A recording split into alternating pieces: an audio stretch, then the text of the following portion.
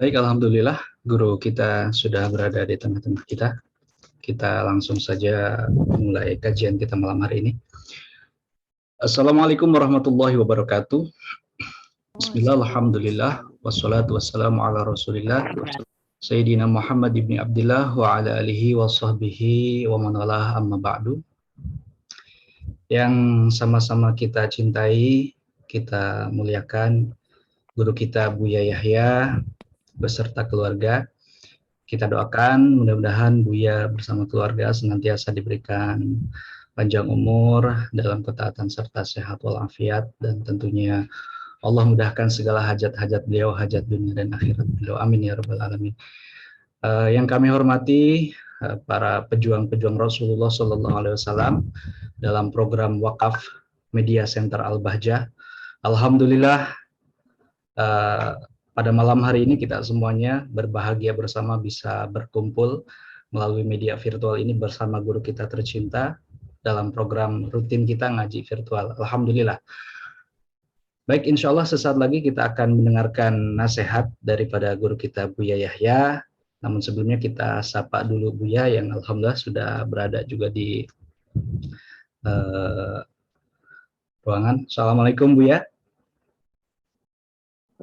Waalaikumsalam warahmatullahi wabarakatuh. Baik, Masya Allah. Gimana kabarnya Buya? Sehat Buya? Alhamdulillah sehat, Masya Allah. Baik, alhamdulillah. Baik, alhamdulillah Buya, sudah 2 bulan lebih program Wakaf Media Center ini berjalan, dan kurang lebih sekarang sudah ada sekitar hampir 500 orang yang bergabung Buya dalam program ini, yang kami himpun dalam 2 grup. Mudah-mudahan, doakan selalu Buya, mudah-mudahan bisa istiqomah terus Buya dalam program kemuliaan itu ya. Baik Buya, untuk tema kita malam hari ini juga berkaitan dengan wakaf, terkait dengan tata caranya, karena ada pertanyaan dari salah seorang anggota wakaf tentang metode penyaluran wakaf Buya. Ada yang menyampaikan bahwasanya ada dari salah seorang tokoh menyampaikan bahwasanya wakaf itu berupa benda, bukan uang. Akan tetapi pada pelaksanaannya akhir-akhir ini banyak sekali wakaf yang menggunakan uang, bahkan dengan cara metode transfer. Mungkin Buya bisa menyampaikan pertama tentang keutamaan wakaf dan juga cara-cara yang benar yang berkaitan dengan wakaf ini Buya. Baik Buya, waktu dan tempat mungkin dipersilakan. Shallallahu ala Nabi Muhammad. Bismillahirrahmanirrahim. Assalamualaikum warahmatullahi wabarakatuh. Alhamdulillah, salatu wassalamu ala rasulillah habibina Sayyidina Muhammad ibn Abdullah wa ala alihi wa ashabihi wa mawalah, amma ba'd. Yang sangat kami cintai para perindu kemuliaan, para perindu ridha Allah yang bergabung dalam grup wakaf ini, Masya Allah, yang semoga Allah memberikan keistiqomahan, kemudahan dalam urusan rezeki untuk bisa berderma, berbuat baik lebih banyak lagi, panjang umur, sehat afiat. Wakaf, berbicara tentang wakaf sebetulnya tidak beda dengan bicara tentang sedekah yang disebutkan oleh Rasulullah dalam banyak riwayat ya, atau menjadi orang yang berinfak, memberikan bantuan, hibah dan yang lainnya. Itu adalah satu makna, artinya mengeluarkan kepikiran di hati kita dengan membangun kerinduan untuk membantu jalan perjuangan atau membantu manusia. Itu intinya. Menghilangkan kekikiran di hati kita. Sekaligus membangun kerinduan untuk berjuang di jalan Allah atau membantu saudara kita. Sehingga sedekah bisa saja sedekah ke masjid, sekolah, jihad di jalan Allah, atau sedekah kepada fakir, miskin, dan yang lain. Ini sebenarnya seperti itu semuanya. Ini terlepas dari zakat yang wajib. Zakat yang wajib adalah asnafnya tamaniyah. Nah, ini perlu sekali dengan tujuan yang banyak sekali niatnya di dalam kita mengeluarkan. Ini termasuk dalam arti derma, berderma. Mendermakan hartanya di jalan Allah Subhanahu wa taala. Dan ini sengaja kami hadirkan dengan bermacam-macam cara. Artinya memang dalam tanawu, dalam memodel-model kebaikan itu agar kita tidak masuk dalam wilayah jenuh ya. Kita kadang bosan. Kadang suatu ketika di pondok pesantren kita menyeru kepada hamba-hamba terkasih untuk membangun sesuatu. Membangun sesuatu. Kemudian setelah kita menyeru kedua kalinya, untuk yang sama tidak tergerak. Tapi di saat kita buat program yang baru lagi, orang yang pernah membantu di program yang pertama juga ikut.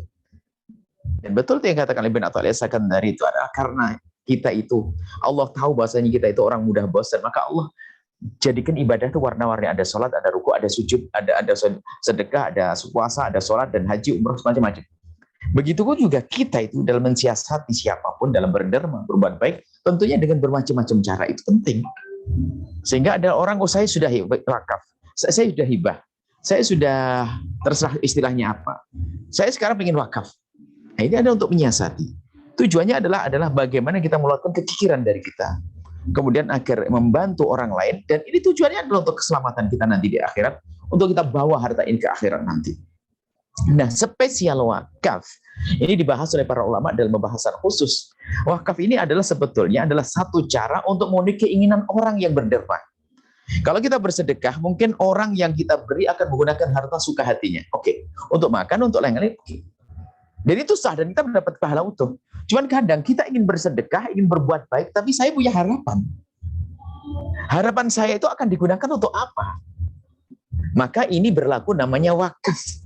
Saya memberikan sesuatu, tanah, saya pengen tanah itu nanti dibangun sekolah, makanya saya wakafkan tanah. Jadi wakaf itu makanya di saat kita menjalankan wakaf sesuai dengan syarat apa yang mensyaratkan syarat wakifnya. Kalau wakifnya menghendaki ini hanya untuk orang fakir miskin, yang kaya nggak boleh. Hanya untuk madhab Syafi'i, dulu ada wakaf untuk madhab Syafi'i, madhab lain nggak boleh. Jadi semakin dibatasi tentu semakin kecil dong kan gitu lingkupnya. Jadi wakaf itu adalah untuk memenuhi keinginan orang yang berderma, dan itu sah. Karena mungkin dia punya keluh kesah selama ini, punya kegelisahan tentang umat. Kok sekarang kok tidak ada madrasah di kampung-kampung, kok tidak jalan. Sekarang saya pengen harta saya yang banyak saya wakafkan, tapi hanya untuk membuat madrasah di kampung-kampung. Nah, karena diwakafkan seperti ini, maka tidak boleh digunakan untuk yang lainnya. Bangun masjid juga nggak boleh. Ini karena untuk menginginkan kepentingan. Nah, karena biasanya ingin melihat hasilnya kayak apa sih. Contoh saja, kalau di pondok sini, kalau Anda sedekah untuk pondok, bisa jadi makanan santri, bisa jadi selokan, bisa jadi toilet, bisa jadi macam-macam. Tapi kalau sudah bunyinya wakaf untuk sesuatu, maka harus diwujudkan dalam sesuatu tersebut. Nah, seperti itu. Ini adalah masalah wakaf.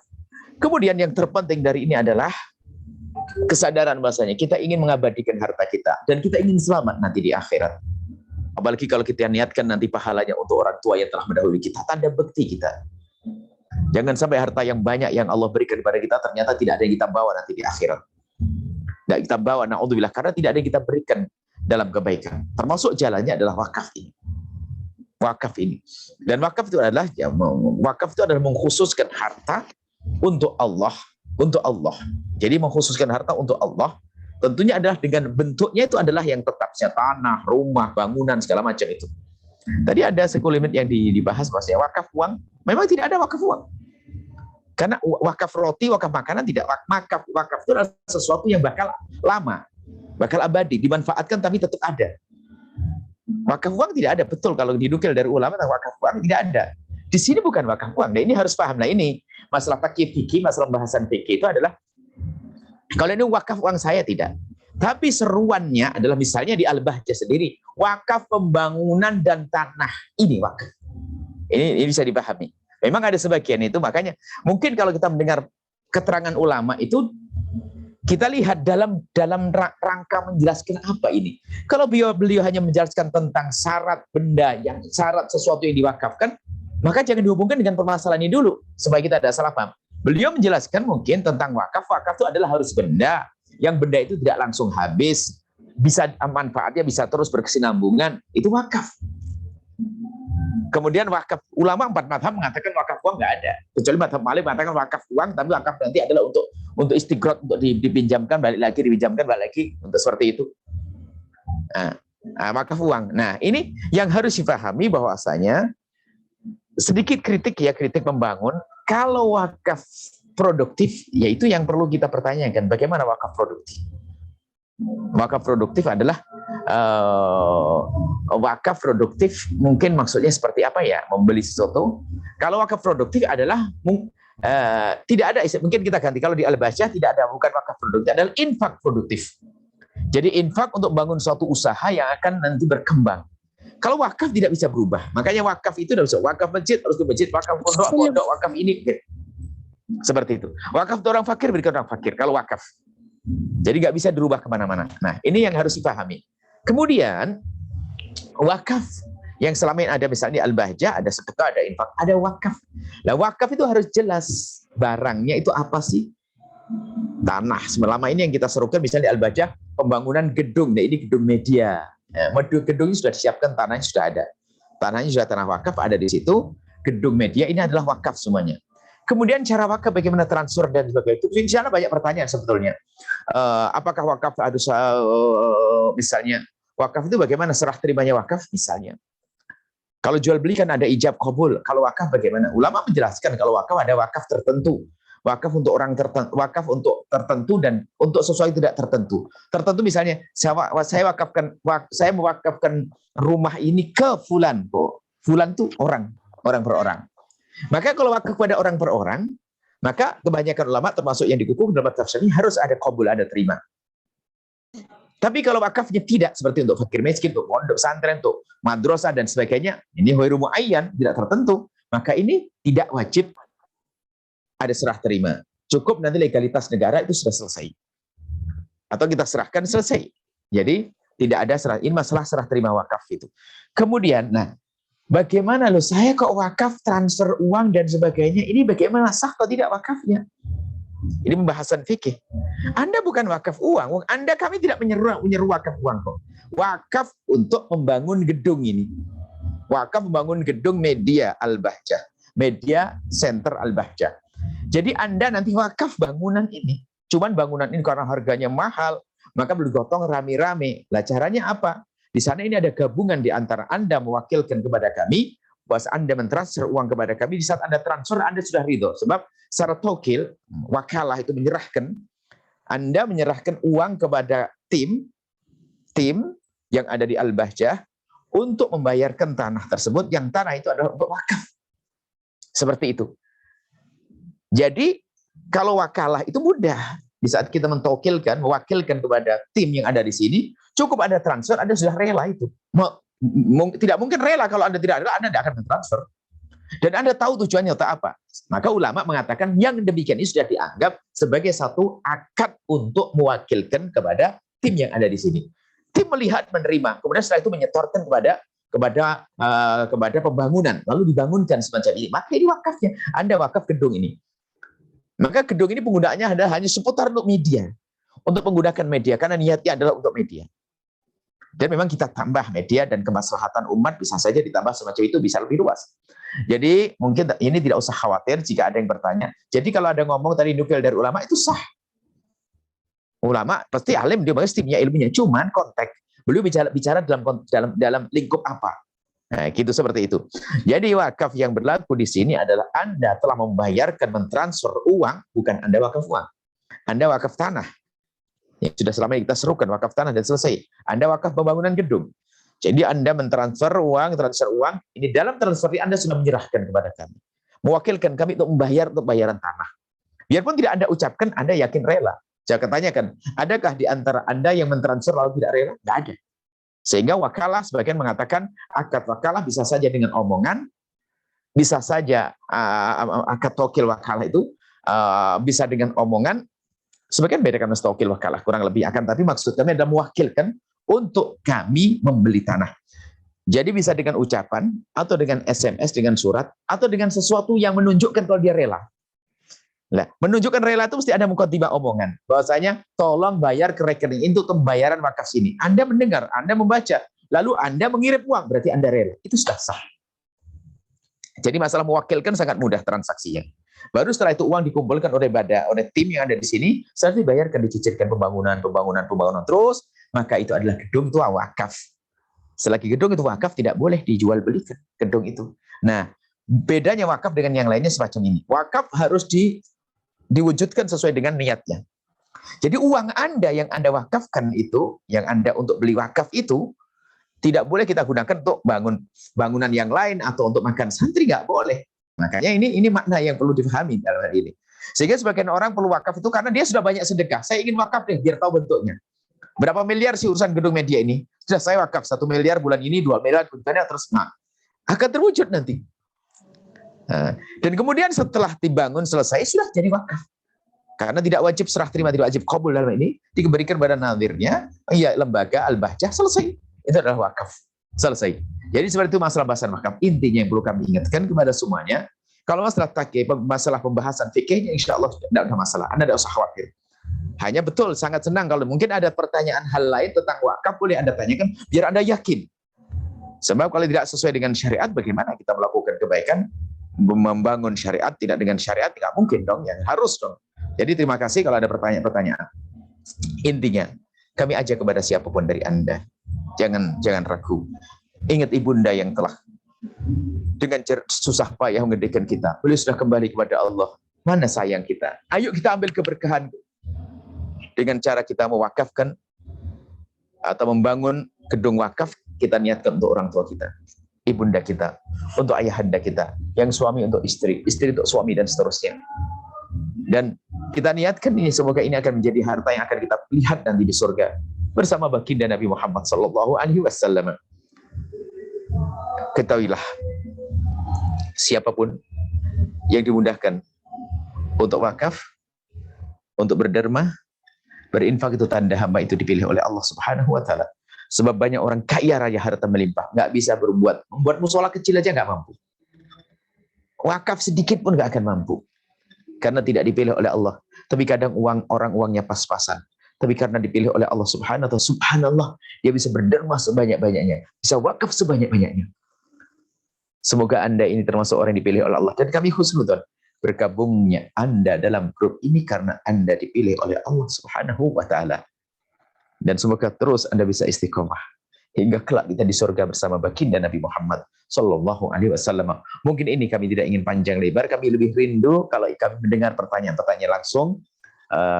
Bahkan mungkin kami akan dikagetkan bahwasanya Buya akan saya cukupi nanti gedung media ini dengan beberapa kawan saya. Mungkin, wallah kita tidak tahu, kemudahan-kemudahan yang Allah berikan insya Allah melalui Anda semuanya.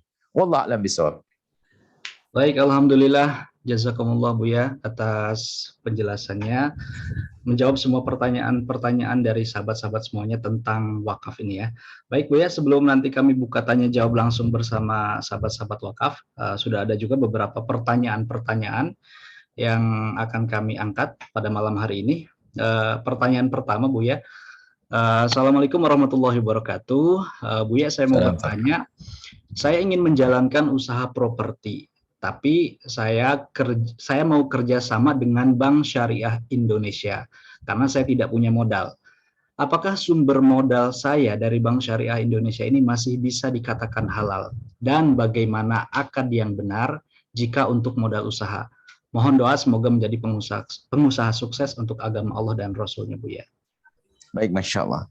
Insya Allah, selagi Anda bergabung dengan semua yang label syariat, Anda jangan banyak tanya, tapi Anda husnudzon. Karena di bank-bank syariat sudah ditangani oleh ahlinya untuk berusaha untuk mensyariatkan semua transaksi yang ada di dalamnya. Produk-produk yang ada di dalamnya diupayakan syar'i semuanya. Kalau ada kekurangan 1-2, kritik ulama sah-sah saja. Karena upaya manusia untuk sempurna. Maka modal Anda adalah halal, masalah transaksinya terserah yang Anda pilih nanti seperti apa. Apakah bentuk-bentuknya Anda datang saja nanti. Mungkin sebagian tempat kalau properti tidak tahu nanti seperti apa. Kalau sebagian orang ada seperti murabahah, misalnya membangun rumah, dibangunkan dari pihak perbankan, membangun dengan mewakilkan pada siapapun, setelah selesai nanti dijual kepada kita dengan harga lebih mahal, itu adalah nanti murabahah. Dan yang lainnya, Anda datang saja, nanti ada beberapa tawaran transaksi-transaksi yang akan diberikan dan Anda ambil dan Anda sok khawatir, insya Allah adalah halal dan insya Allah menjadi berkah. Justru Anda perlu mendukung syariat ini. Bank syariat kami dukung. Karena lawan kita adalah bank-bank konvensional, artinya jangan sampai bank yang sudah berlabel syariat ini semakin terpuruk gara-gara kita tidak mendukungnya. Adapun saudara kita masih di bank konvensional, kita doakan semoga segera ada kerinduan untuk kepada syariat, kemudian ikut mendukung syariat, Dan setelah itu Allah ampuni segala kesalahan masa lalu dan Allah berkahi. Dan siapapun yang sudah bergabung dengan bank syariah, jangan rendahkan siapapun yang masih di konvensional, sebab orang itu dalam beragama tidak ada yang sempurna, banyak kekurangan sana sini, akan tapi yang menyempurnakan adalah Allah, yang Allah berikan, ya Allah melalui yang bisa menyempurnakan adalah Allah. Bagi kita berusaha, dan usaha kita ditandai dengan keinsyafan. Yang pertama insyaf, kalau kita kurang, kalau dikatakan salah sudah kita katakan, kita mengakui itu salah, lalu kita membuat perubahan menjadi lebih baik, itu akan menjadikan kita semakin sempurna di hadapan Allah Subhanahu wa taala. Wallahu a'lam bishawab. Baik, syukran Buya atas jawabannya. Kami akan berikan kesempatan penanya langsung setelah satu pertanyaan ini. Mohon teman-teman untuk bersiap-siap, dan tentunya sesuai dengan yang tadi kami sampaikan, untuk yang ingin bertanya kepada Buya secara langsung, nanti mungkin untuk mempersingkat pertanyaannya agar tidak terlalu panjang ya, karena waktu kita sangat terbatas malam hari ini. Pertanyaan kedua Buya, ada yang bertanya, Assalamualaikum warahmatullahi wabarakatuh.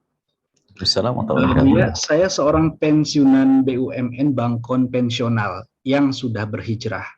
Buya, apa hukumnya menerima gaji pensiunan dari bank konvensional tiap bulannya? Kemudian, apa hukumnya meminjam uang ke bank syariah? Terputus. Sebentar, terputus. Sebentar. Baik. Sebentar. Apa hukumnya? Mau diulang? Pertanyaan berikutnya, apa hukumnya meminjam uang ke bank syariah untuk membangun rumah yang pada saat dikembalikan jumlahnya lebih besar daripada saat meminjam? Bank memberikan pinjaman dalam bentuk uang, Buya. Baik, yang pertama tadi apa? Mohon maaf, Pak.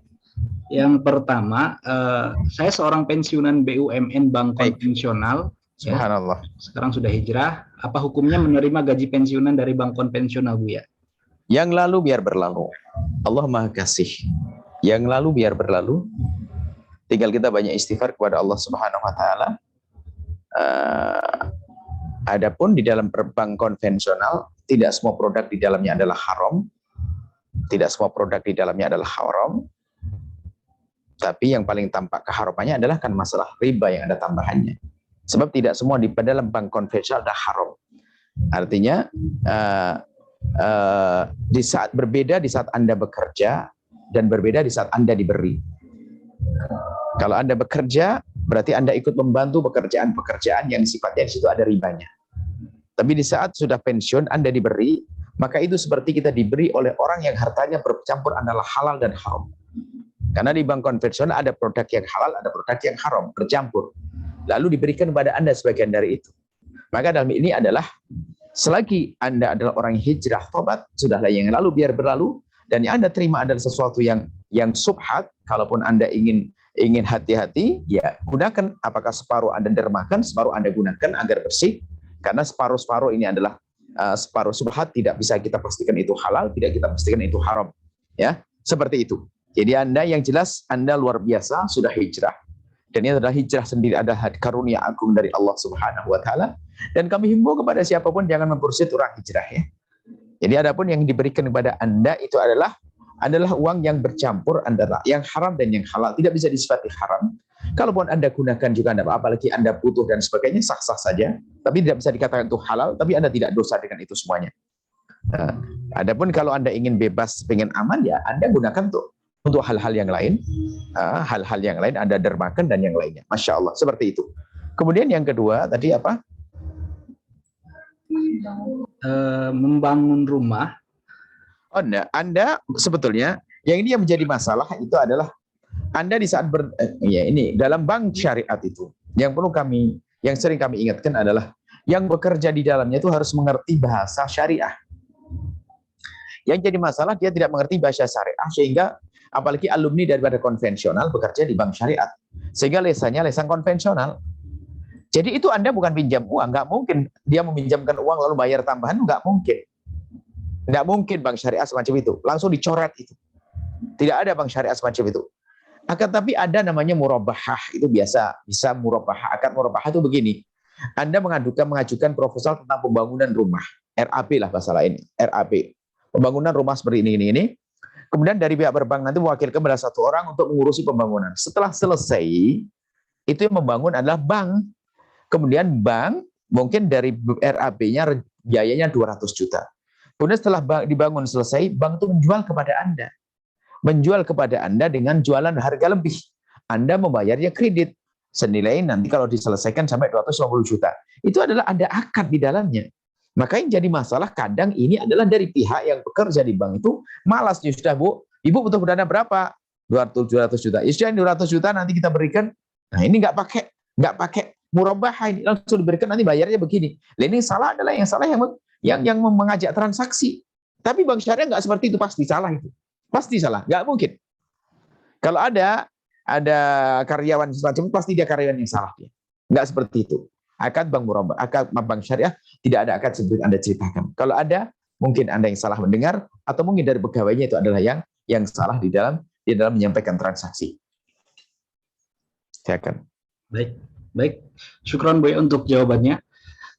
Berikutnya, silakan kami berikan kesempatan untuk sahabat-sahabat yang ingin bertanya langsung, bisa langsung raise hand. Baik, sudah ada penanya langsung dari sahabat Mila di Malang. Silakan, sahabat Mila di Malang terlebih dahulu.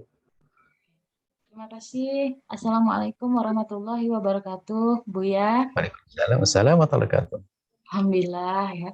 Jadi begini Buya, saya mau menanyakan bahwa kalau gaji yang kita terima tiap bulan itu kan ada zakatnya ya Bu ya. Jadi zakat profesi kalau nggak salah ya Bu ya.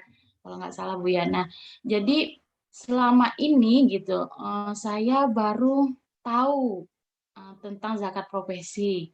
Nah, itu bagaimana Bu ya? Yang sebelum-sebelumnya berarti saya terhutang zakat atau bagaimana Bu ya? Terima kasih. Baik. Hukum tidak boleh kita memberatkan. Yang tidak wajib tidak boleh kita mengatakan wajib. Yang wajib tidak boleh kita rubah menjadi tidak wajib. Zakat profesi adalah zakat keringat. Zakat keringat. Nah, ini harus waspada karena tidak semua ulama mengambil pendapat tentang zakat profesi. Sebab itu bukan dari tanah, bukan dari perkebunan yang berkembang, bukan bisnis yang berkembang. Dari keringat saya, tenaga saya.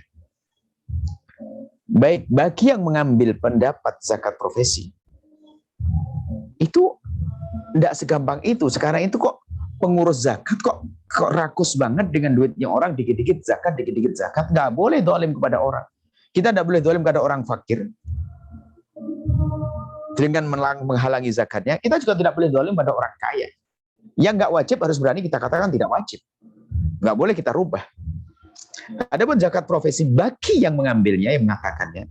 Kalaupun Anda tidak mengatakan adanya zakat profesi, tapi Anda jangan pelit dong. Berderma dong, sedekah dong. Baik, zakat profesi bagi yang mengatakannya. Oke, zakat profesi bagi yang mengatakannya adalah diringankan, ringannya. Bukan setiap orang. Kami mendengar gajinya 5 juta langsung kena zakat profesi. Dari mana ini? Kok kejam banget nih orang, 5 juta kena zakat profesi. Zakat profesi kalau mau dihitung begini, kalau Anda ingin, luar biasa, kalau Anda ingin mengambil pendapat yang mengatakan adanya wajib zakat profesi, maka itu zakat diringankan. Dari gaji Anda, itu adalah dipotong untuk operasional. Segala sesuatu yang ada hubungannya dengan kerjaan Anda keluarkan.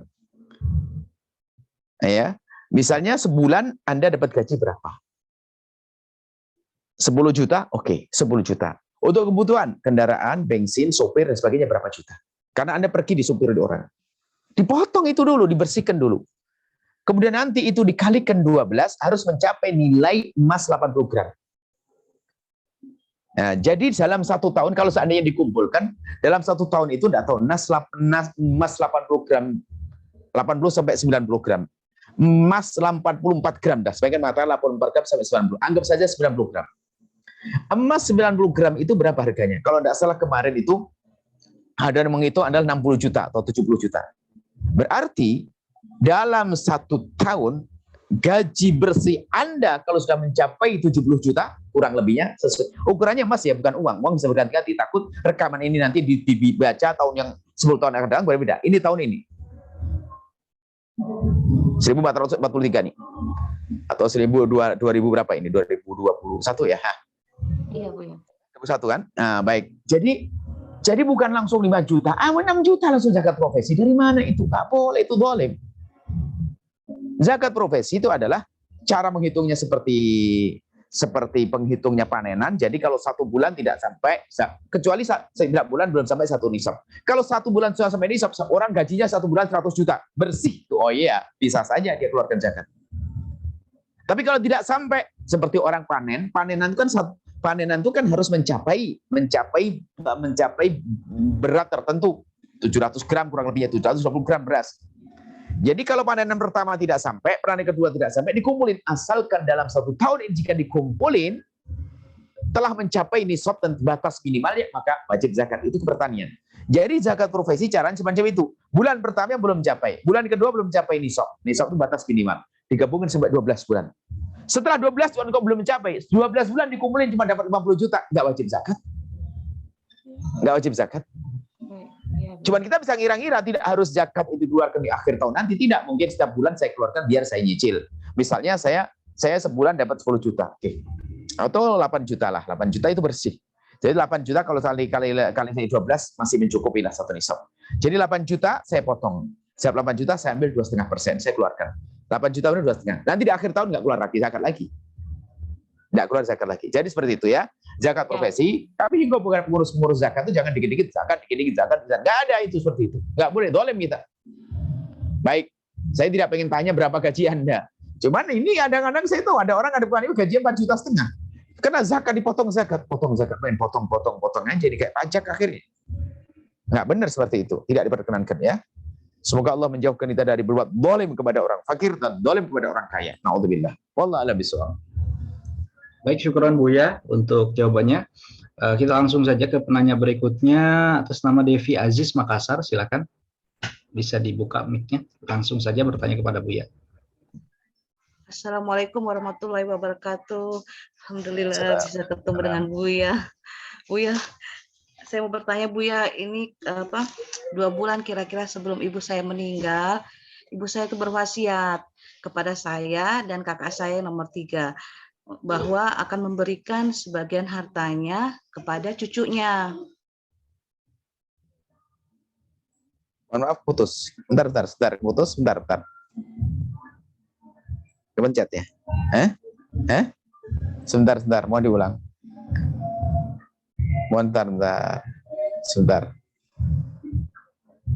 Belum kedengaran. Ya, silakan. Berwasiat Ya, gimana? Berwasiat akan memberikan sebagian hartanya kepada cucunya, Bu ya. Nah, namun itu wasiat itu tidak disampaikan juga ibu saya kepada 2 orang kakak saya yang lainnya. Nah, ketika ibu saya meninggal itu, kedua orang kakak saya itu tidak mau menjalankan wasiat ibu dengan alasan tidak disampaikan langsung dan tidak ada bukti tertulis. Begitu. Bagaimana hukumnya Bu ya? Apakah wasiat ibu saya sah dan bagaimana hukumnya yang tidak menjalankan wasiat ibu itu, Bu ya? Baik, subhanallah. Yang pertama adalah wasiat untuk cucu. Ibu punya anak laki-laki? Sebentar, buka dulu. Jangan ditutup dulu. Ada, Bu ya. Baik. Kalau begitu cucu tidak berhak mendapatkan waris. Jadi la wasiat ahli waris. Kalau wasiat atau ahli waris nanti sempit aturannya. Tapi karena dia sang cucu bukan ahli waris, maka wasiat nenek adalah sah. Wasiat nenek adalah sah jika benar yang didengar adalah sah, yang bunyinya bahwasanya nanti aku kalau meninggal tolong berikan sebagian kepada anak, kepada cucu. Lah sebagiannya ini pertama adalah wasiat ke cucu adalah sah karena cucu adalah di sini tidak berhak dapatkan waris. Kemudian sebagian hartanya itu adalah seberapa? Sebagian hartanya tidak boleh lebih dari 1/3. Kalau lebih dari 1/3 nggak boleh dilanjutkan.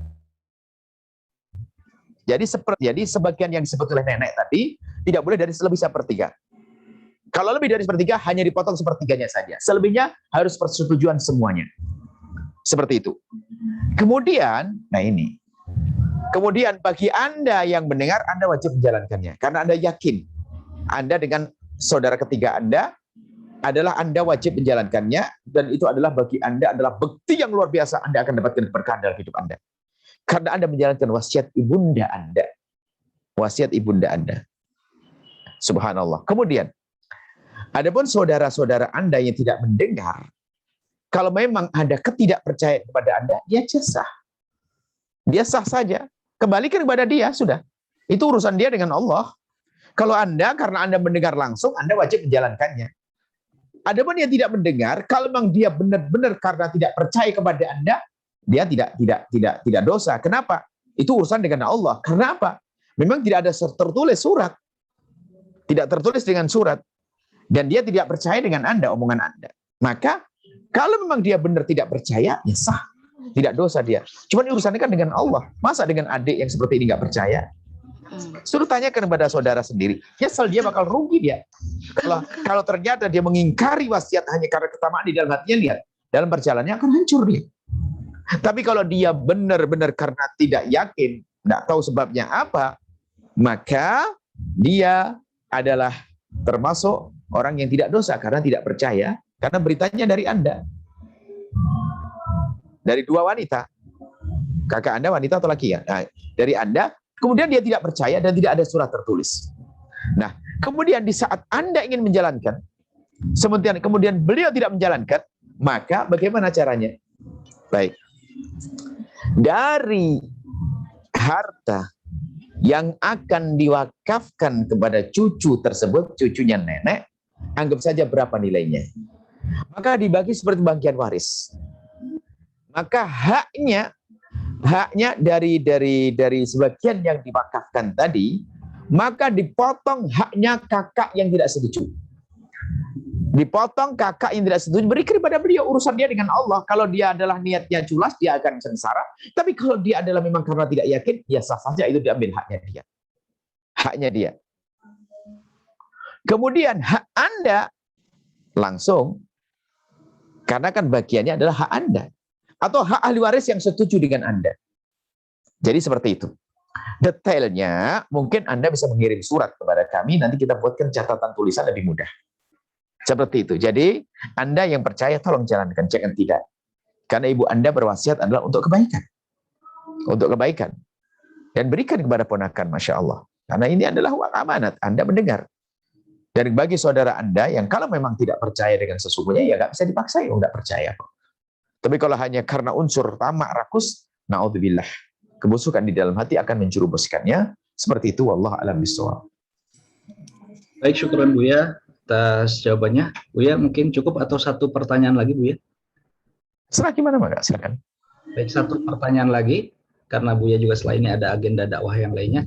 Kami berikan kesempatan untuk sahabat Sela binti Syarwan, silakan bisa langsung bertanya kepada Buya. Dibuka mic-nya langsung. Singkat saja pertanyaannya, silakan. Baik, Bu. Terima kasih sebelumnya. Assalamualaikum, Buya. Assalamualaikum warahmatullahi wabarakatuh. Maaf, saya matikan videonya, nggak apa-apa ya, Bu ya. Silakan, apa-apa. Penting suaranya kedengaran.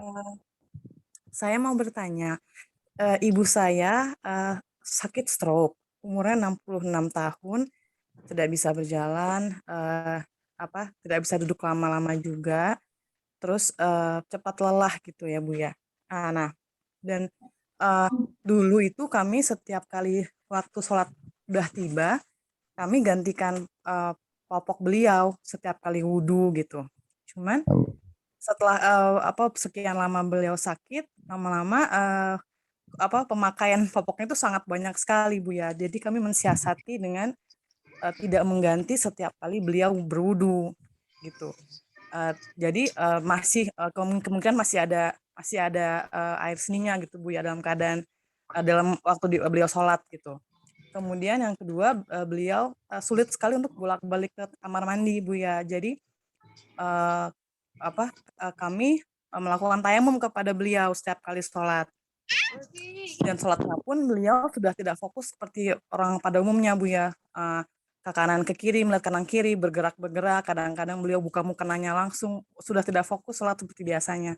Nah, itu bagaimana, Bu ya, hukumnya? Apakah kami salah karena tidak mengganti popoknya setiap kali wudhu, Dan apakah kami salah telah melakukan tayamum kepada beliau karena beliau tidak bisa bolak-balik kamar mandi gitu Bu ya. Terima kasih Bu ya atas jawabannya. Assalamualaikum Subhanallah. warahmatullahi wabarakatuh. Waalaikumsalam warahmatullahi wabarakatuh. Di saat ada sebuah keluarga di dalam rumahnya ada ibunda yang sakit, sebetulnya itu adalah tawaran keberkahan dari Allah untuk anak-anak yang ada di dalam rumahnya, yang segera menyambut ibundanya dengan sambutan lapang hati, maka katailah dialah yang paling berhak mendapatkan keberkahan yang banyak dari Allah.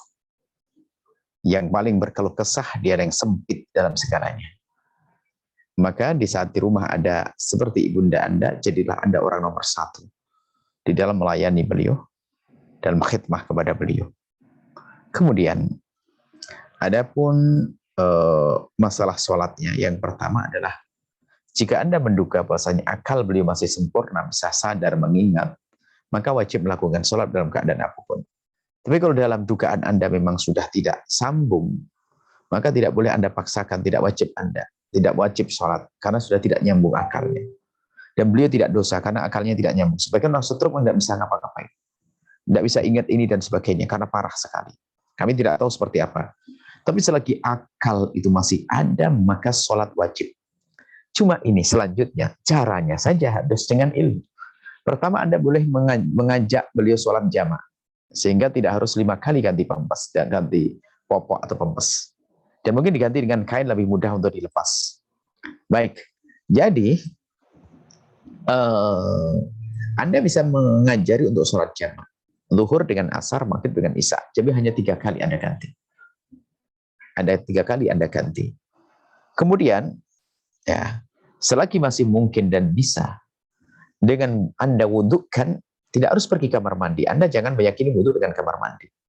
Wudhu bisa saja adalah tanpa dengan kamar mandi. Di tempat itu bisa suruh miring dan sebagainya. Anda basuh wajahnya dengan tangan Anda, di bawahnya dikasih anduk atau sebagainya. Anda basahkan dengan tangan, kegenggam tangan wajah. Anda wudhukan di tangannya, kepala, selesai. Jika itu masih mungkin. Baru jika memang tidak mungkin seperti itu, berat sekali, susah, mungkin orang tuanya berontak atau karena nggak bisa dan sebagainya, karena namanya orang stroke itu kadang posisi tubuhnya juga kadang kaku begini dan sebagainya, susah sekali.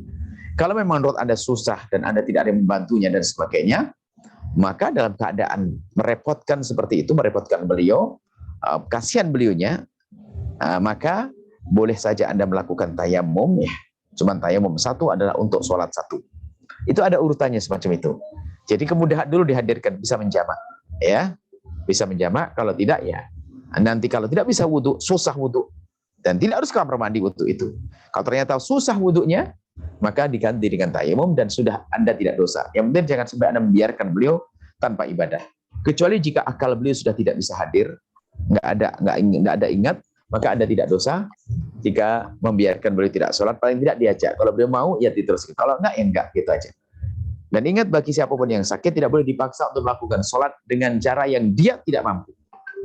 Kalau tidak bisa berdiri, jangan dipaksa berdiri, boleh duduk. Nggak bisa duduk, boleh baring, dan seterusnya. Islam itu indah, jangan sampai kita persulit dengan kebodohan kita. Semoga Anda ini termasuk orang yang bisa berbakti pada ibunda, dan sampaikan salam pada ibunda kalau masih bisa paham, dan mintakan doa untuk kami, semoga Allah menjaga kami dan semuanya. Wallahu a'lam bishawab. Baik, alhamdulillah. Terima kasih Buya untuk jawabannya, dan mungkin itu menjadi pertanyaan terakhir untuk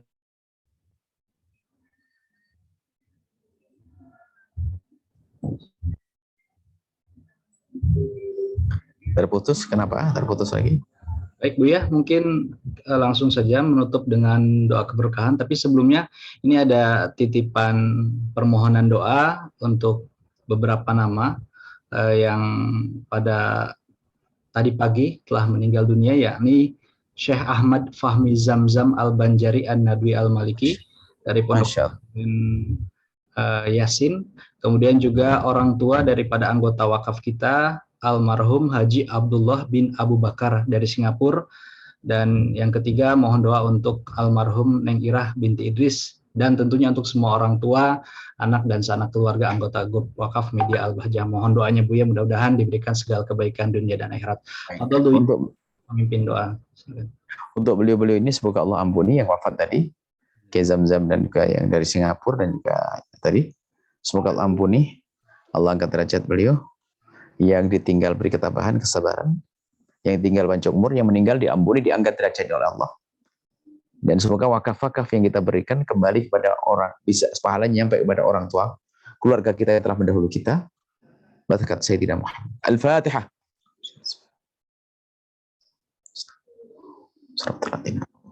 Bismillahirrahmanirrahim. Allahumma ya Allah, ya Rahman, ya Allah. Jadikanlah kami hamba-hamba terkasih-Mu, pilihan-Mu, ya Allah. Mudahkan kami untuk bisa berbuat baik, ya Allah. Ya Allah, mudahkan kami untuk bisa berbuat baik. Kumpulkan kami bersama orang-orang baik, ya Allah. Ya Allah, jadikan perkumpulan ini Kau ridha, ya Allah. Berkumpulan yang abadi di dunia hingga kelak di surga bersama kekasih-Mu Nabi Muhammad. Semua yang telah berjuang dalam grup wakaf ini, Allah, berikan keikhlasan.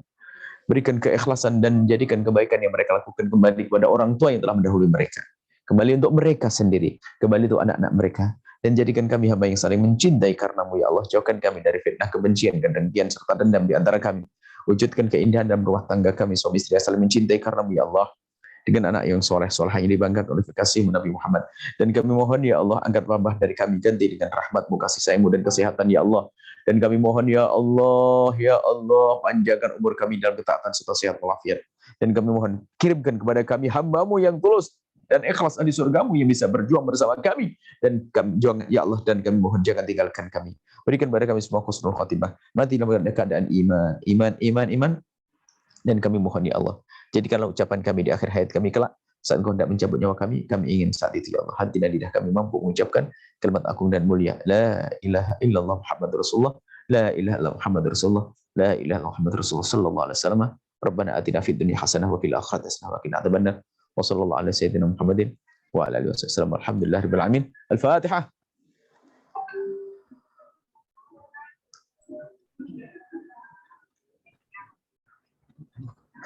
Terima kasih, mohon maaf dan selalu wabillahi taufiq. Assalamualaikum warahmatullahi wabarakatuh. Waalaikumsalam warahmatullahi wabarakatuh. Syukran kasih jazakumullah atas ilmu yang sudah disampaikan dan juga nasihat-nasihatnya pada malam hari ini.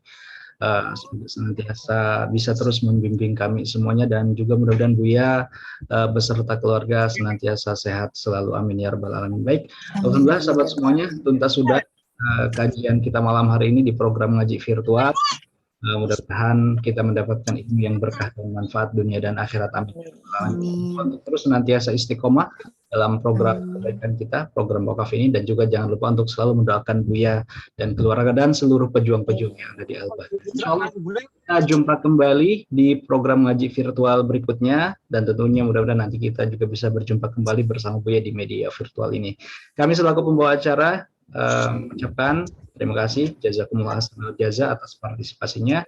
Kita tutup dengan doa kafaratul majelis. Bismillahirrahmanirrahim. Subhanakallahumma wabihamdika asyhadu an la ilaha illa anta astaghfiruka wa atubu ilaik. Assalamualaikum warahmatullahi wabarakatuh.